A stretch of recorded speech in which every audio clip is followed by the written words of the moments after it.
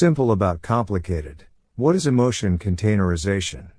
A fashionable phrase. He or she does not containerize his/her emotions. It is necessary to learn to containerize emotions, etc. The topic of emotion containerization is often, and not without reason, associated with the concept of emotional intelligence.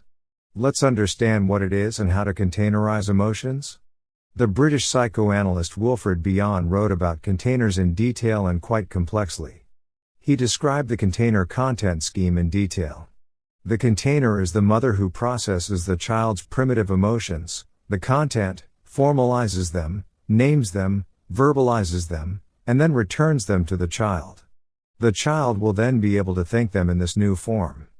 To put it simpler, a baby is constantly dealing with negative emotions, fear, hunger, discomfort, and anxiety. Freud called it the vital fear of death. These emotions are overwhelming for the baby, so they express them through crying. The mom or another significant adult picks up the baby, changes diapers, feeds, and soothes them.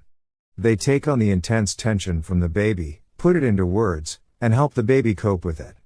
So, the kid picks up on experiences and learns to trust reality through this process.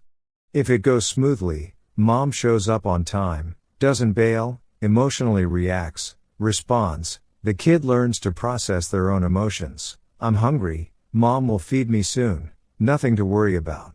If it doesn't go too well, and the child's growing needs remain unmet, postpartum depression, a distant or narcissistic mom, loss of the mother, etc., the child may struggle to trust themselves. There are a lot of people out there who can't say what they want. It's crucial for a child to feel that the adult can handle their emotions. If that doesn't happen, the child hears the parent yelling, being judgmental, then for the child, it's a useless victory. They might act out again to get proof of love. The child might develop a sense that there's something wrong with them and their behavior that the parent can't handle. Ultimately, they miss out on the basic sense of security that reliable containment provides. The child's first experience of recognizing and coping with his emotions comes from interaction with his parents. Otherwise, he or she does not form the skill to containerize emotions. This creates problems in interaction with society, and neuroses are formed. Containment is a person's ability to recognize, withstand and experience his feelings, emotions and impulses at his own pace, without being frightened by them, transforming and processing them.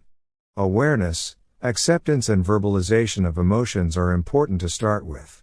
The main thing is not to rush. In haste, we only think we have noticed our emotions. And in reality, the underlying feelings fly by.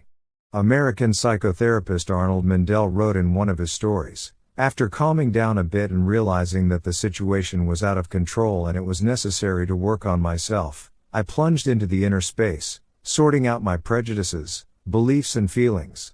To learn how to containerize your emotions, it's also important to work through limiting beliefs. For example, no one needs my emotions. I am not worthy of good treatment, no one will understand me, negative emotions are bad, men don't cry, and so on. Such beliefs abound. They suppress the emotions that signal true feelings. If we free ourselves from limiting beliefs, our emotional intelligence increases. If our emotional intelligence is higher, our emotional capacity and carrying capacity of the container becomes greater.